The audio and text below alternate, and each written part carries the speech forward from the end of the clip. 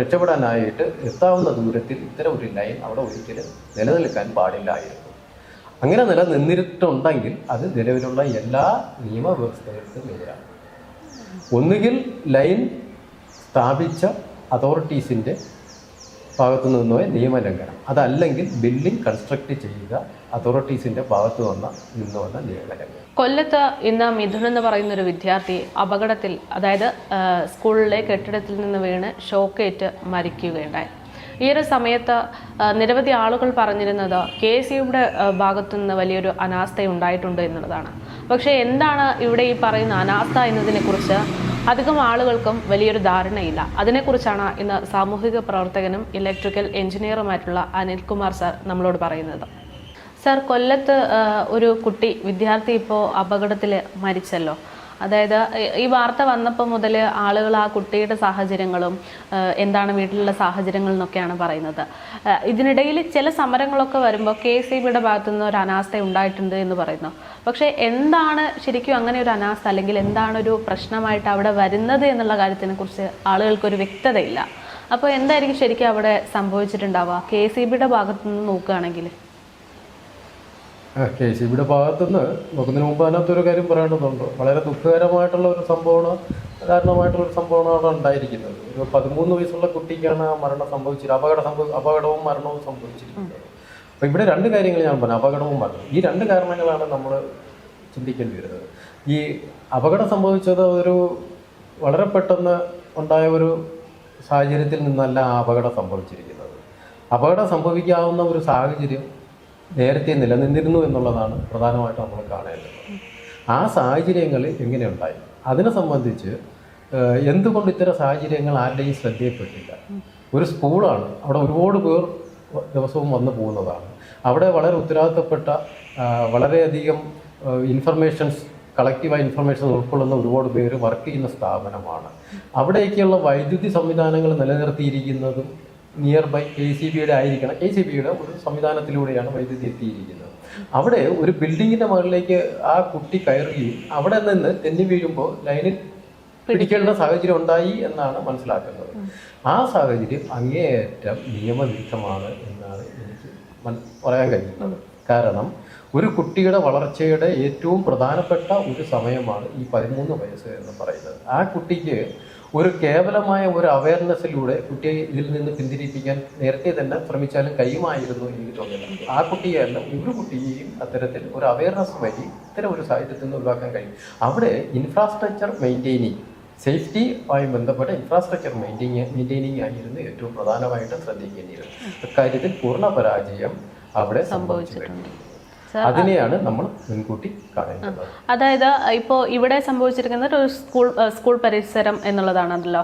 ഇതിൽ പ്രധാനമായിട്ട് ഈ കുട്ടി കയ്യെത്തി പിടിച്ചു എന്നാണ് പറയുന്നത്. അതായത് ബിൽഡിങ്ങിൽ നിന്ന് കയ്യെത്തി പിടിക്കാനുള്ള ദൂരത്താണ് ഈ വയറുകളൊക്കെ ഉണ്ടായിരുന്നത്. അപ്പോൾ അത് അങ്ങനെ തന്നെയാണോ സാധാരണഗതിയിൽ ഒരു ബിൽഡിങ് അതിൻ്റെ അടുത്ത് ഇത്തരത്തിൽ KSEB വയറുകളൊക്കെ ഉണ്ടാവേണ്ടത്? ആ ചോദ്യം തന്നെ പൂർണ്ണമാണെന്ന് എനിക്ക് തോന്നുന്നില്ല. പക്ഷെ എനിക്ക് മനസ്സിലായി ചോദ്യം എന്താണെന്ന് എനിക്ക് മനസ്സിലായി. അതായത് ഈ കുട്ടി നിലത്ത് നിന്നിട്ടല്ല ലൈനിലേക്ക് കയ്യെത്തി പിടിച്ചിരിക്കുന്നത്. ഈ കൂട്ടുകാർക്കൊപ്പം കളിക്കുന്നതിൻ്റെ ഭാഗമായിട്ട് ആ കളിക്കുന്നതിന് തൊട്ടടുത്തുള്ള ഒരു ബിൽഡിങ്ങിൻ്റെ മുകളിലേക്ക് കുട്ടി കയറേണ്ടുന്ന ഒരു സാഹചര്യം ഉണ്ടാവുകയും ആ ഒരു ചരിഞ്ഞ റൂഫുള്ള ഒരു ബിൽഡിങ്ങിൻ്റെ പോർഷൻ ആയിരുന്നു എന്നാണ് മനസ്സിലാക്കുന്നത്.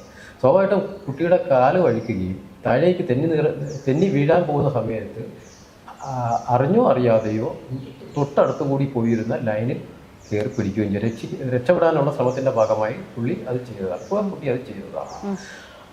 അതാണ് നിയമവിരുദ്ധമായ ഒരു ഘടകമായി നമ്മൾ കാണുന്നത്. അവിടെ ഇത്തരത്തിൽ ലൈൻ കൺസ്ട്രക്ട് ചെയ്തിരുന്നു എന്നുള്ളതാണ് നിയമവിരുദ്ധമായി സംഭവിച്ചിരിക്കുന്നത്. ഒരു കുട്ടി അവിടെ കയറുകയും നിലത്തേക്ക് വീഴുകയും ചെയ്യുമ്പോൾ പിടിച്ചപ്പോൾ യാദൃശ്യമായി അത് സംഭവിച്ചു എങ്കിലും ഒരു കുട്ടിയുടെ അവിടെ കയറുകയും നിലത്ത് വീഴാൻ ശ്രമിക്കുകയും ചെയ്യുന്ന സമയത്ത് രക്ഷപ്പെടാനായിട്ട് എത്താവുന്ന ദൂരത്തിൽ ഇത്തരം ഒരു ലൈൻ അവിടെ ഒരിക്കലും നിലനിൽക്കാൻ പാടില്ലായിരുന്നു. അങ്ങനെ നിലനിന്നിട്ടുണ്ടെങ്കിൽ അത് നിലവിലുള്ള എല്ലാ നിയമവ്യവസ്ഥകൾക്കും എതിരാണ്. ഒന്നുകിൽ ലൈൻ സ്ഥാപിച്ച അതോറിറ്റീസിൻ്റെ ഭാഗത്തു നിന്നോ നിയമലംഘനം, അതല്ലെങ്കിൽ ബിൽഡിംഗ് കൺസ്ട്രക്ട് ചെയ്യുക അതോറിറ്റീസിൻ്റെ ഭാഗത്തു നിന്നു വന്ന നിയമലംഘനം. ഇതിനെ സംബന്ധിച്ചാണ് നമ്മൾ കൂടുതൽ ചർച്ച ചെയ്യപ്പെടേണ്ടത്. ഇത് കേരളത്തിലെ ഒരു സ്ഥലത്തല്ല, ഒരുപാട് സ്ഥലങ്ങളിൽ ഇത്തരം അനാസ്ഥ നിലനിൽക്കുന്നുണ്ട്. അത് എനിക്ക് നേരിട്ട് അറിയാവുന്നതാണ്, ഞാൻ പലയിടത്തും കണ്ടിട്ടുള്ളതാണ്. ഒന്നത്. രണ്ട്, ഇതിനെ സംബന്ധിച്ച് കേന്ദ്ര നിയമങ്ങൾ, സെൻട്രൽ ഇലക്ട്രിസിറ്റി അതോറിറ്റിയുടെ സേഫ്റ്റിയുമായി ബന്ധപ്പെട്ട റെഗുലേഷൻസും നിലനിൽക്കുന്നുണ്ട്. അതുപ്രകാരം ഒരു ബിൽഡിങ്ങിൻ്റെ സമീപത്തോടു കൂടി പോകുന്ന ലൈനിന് 2.5 മീറ്റർ ഉയരത്തിൽ മാത്രമേ പോകാൻ കഴിയൂ. സാധാരണഗതിയിൽ ഒരാൾക്ക് എണീറ്റ് നിന്ന് അതിൽ പിടിക്കാൻ കഴിയില്ല. അതേ 2.5 മീറ്റർ വെർട്ടിക്കൽ ഹൈറ്റ് ഉണ്ടാവണം. രണ്ട്, സമീപത്തുകൂടി പോകുന്ന ലൈൻ ഹൊറിസോണ്ടലി തിരശ്ചീനമായി പോകുന്ന ലൈൻ 1.22 മീറ്റേഴ്സ്, അതായത് 4 അടി ദൂരത്തിലൂടെയായിരിക്കണം പോകേണ്ടത്. അങ്ങനെയായിരുന്നു ഇത് നിർബന്ധിച്ചെങ്കിൽ ആ കുട്ടിക്ക് ഇത്തരത്തിൽ ഒരു അപകടം സംഭവിക്കാമായിരുന്നില്ല. ഇതിൽ നിന്ന് നമ്മൾ മനസ്സിലാക്കേണ്ടത് 100% നിയമലംഘനം സംഭവിച്ചു കഴിഞ്ഞിരിക്കുന്നു. ഇതിന് കാരണക്കാരായവരെയും ഇത് കണ്ടിട്ടും ഇതുവരെ പ്രതികരിക്കാതിരുന്നവരും ഒരു അപകടം സംഭവിക്കുമ്പോൾ അപകടത്തെക്കുറിച്ച് മാത്രം ചിന്തിക്കുകയും ചെയ്യുന്ന വളരെ മോശപ്പെട്ട മനസ്സുള്ള, മാനസികമായി അധപ്പതിച്ച ഒരു സമൂഹമായി കേരളം മാറിയിരിക്കുന്നു എന്നുള്ളതിൻ്റെ ഏറ്റവും അവസാനത്തെ ഉദാഹരണമായിട്ട് മാത്രമേ നമുക്കിതിനെ കാണാൻ കഴിയൂ. ഈ ഒരു സംഭവം ഇപ്പോൾ കുട്ടിയുടെ മരണം എന്ന് പറയുന്നത് ദാരുണം തന്നെയാണ്. അത് സംഭവിച്ചു കഴിഞ്ഞു.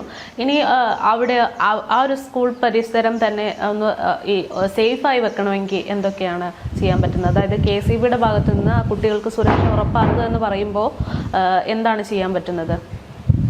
ചോദ്യവും എനിക്കൊന്നുകൂടെ കറക്റ്റ് ചെയ്യേണ്ടിയിരിക്കുന്നു. ആ സ്കൂളും പരിസരവും അല്ല ഏറ്റവും പ്രധാനം. ഇലക്ട്രിസിറ്റി കടന്നു പോകുന്ന എല്ലാ സ്ഥലങ്ങളിലെയും ഒരു വിഷയമായിട്ട് മാത്രമേ ഇതിനെ കാണാൻ പാടുള്ളൂ. അതിൻ്റെ ഭാഗമായിട്ട് ഈ അപകടം നടന്ന സ്ഥലത്തിൻ്റെ പർട്ടിക്കുലറായിട്ട് പറയുകയാണെങ്കിൽ ഈ ബിൽഡിംഗ് കൺസ്ട്രക്ഷൻ നിയമവിരുദ്ധമായിരിക്കണം. അതിൻ്റെ അത്തരത്തിൽ നിയമവിരുദ്ധമായി ഈ ബിൽഡിംഗ് കൺസ്ട്രക്ട് ചെയ്ത അതോറിറ്റി ആരാണ്, അതിന് സാങ്ഷൻ കൊടുത്തവരാരാണ്, അവർക്കെതിരെയുള്ള അന്വേഷണം ആവശ്യമാണ്. ഈ ബിൽഡിംഗ് കൺസ്ട്രക്ട് ചെയ്തിരിക്കുന്ന സ്ഥലത്തിൻ്റെ ഉടമസ്ഥാവകാശമാരാണ്, അവർ ഈ കേസിലെ പ്രതികളായി അന്വേഷണത്തിന് നേരിടേണ്ടതാണ്. ഈ PTA ഉൾപ്പെടെയുള്ള അവിടുത്തെ സംവിധാനങ്ങൾ കുട്ടികളുടെ സുരക്ഷയെ മുൻനിർത്തിയല്ല പ്രവർത്തിച്ചിരുന്നത് എന്നാണ് നമ്മൾ ഇതിൽ നിന്ന് മനസ്സിലാക്കേണ്ടത്. ഇത് കേരളത്തിലെ മറ്റു ഭാഗങ്ങളിലെ സ്കൂളുകൾക്കോ കുട്ടികൾ സമ്മേളിക്കുന്ന സ്ഥലത്തോ പൊതുജനം സമ്മേളിക്കുന്ന സ്ഥലത്ത് ഉൾപ്പെടെ ബാധകമാണ്. അമ്പലം, പള്ളി ഉൾപ്പെടെയുള്ള അമ്പല മൈതാനങ്ങൾ, പള്ളി ഉൾപ്പെടെയുള്ള സ്ഥലങ്ങൾക്കും ഇത് അങ്ങേയറ്റം പ്രാധാന്യമുള്ള ഒരു വിഷയമായി കാണേണ്ടതാണ്. ഇനിയിപ്പോൾ നമ്മൾ കുട്ടികളിലേക്ക് വരുമ്പോൾ ഇത്തരം സാഹചര്യങ്ങളിൽ കൊടുക്കാനുള്ള ഒരു മുന്നറിയിപ്പ് ഉണ്ടാവുമല്ലോ. ഇപ്പം ഈ ഒരു കുട്ടിയുടെ കാര്യത്തിൽ നമ്മൾ അധികം ആരും ശ്രദ്ധിക്കാതെ, ഒരിക്കലും പ്രതീക്ഷിച്ചിട്ടില്ല ഇങ്ങനെ ഒരു അപകടം അവിടെ ഉണ്ടാവുമെന്ന്.